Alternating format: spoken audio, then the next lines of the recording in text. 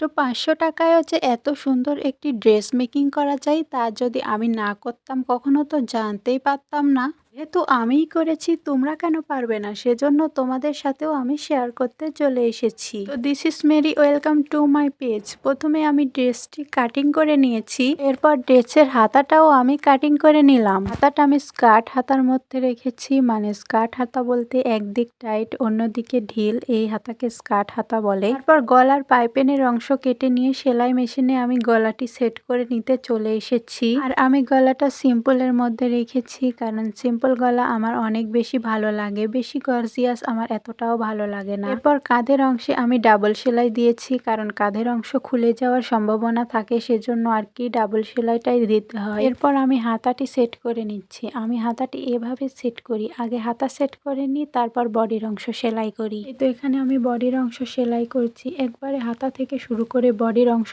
সম্পূর্ণটাই আমি একবারেই সেলাই করে নিচ্ছি। আর বডির অংশতে তো ডাবল সেলাই দিতে হয়, সেটি তোমরা সবাই জানো। এরপর জামার সাইডের অংশ আমি সেলাই করে নিতে চলে এসেছি। সিট অতিরিক্ত নরম হওয়ার কারণে সাইডের অংশ সেলাই করতে অনেক পিচ্ছিল হচ্ছিল এবং চলে যাচ্ছিল। তারপর আয়রন করে নিয়ে আবারও পুনরায় সেলাই করতে চলে এসেছি। জামার সাইডের সেলাই ভালো না হলে জামাটি আমার একটুও ভালো লাগে না, কি আর বলবো। আর এই কাপড়টা এতটা সফট ছিল, আমি কি আর বলবো, গরমে এটি পরে এতটা আরামদায়ক, আমি কখনো ভাবতেই পারিনি এই কাপড়টা এত নরম হবে। তো ফাইনালি আমার সেলাই করে নেওয়া শেষ। তো দেখো এই থ্রি পিসটি কতটা বেশি সুন্দর এবং এর কালার কম্বিনেশন। সবাইকে বাই।